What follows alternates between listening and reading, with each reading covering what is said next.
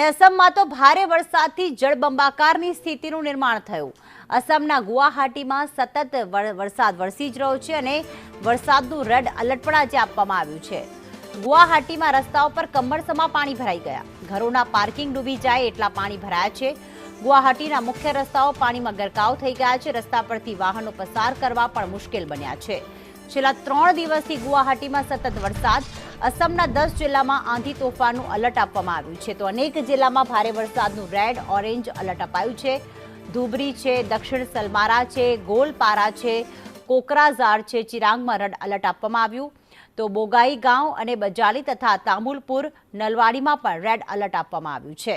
તો ભારે વરસાદ બાદ ગુવાહાટીના આ દ્રશ્યો કે જ્યાં ઘરની બહાર નીકળો તો નદી જેવા દ્રશ્યો છે અને ક્યાંક લોકો આજ કમરસમાં પાણીમાંથી પસાર થવા મજબૂર બન્યા છે। અનેક અંડરપાસ બંધ છે। જનજીવન ખૂબ પ્રભાવિત થયું છે અને એમાં પણ આજે રેડ એલર્ટ આપવામાં આવ્યું છે।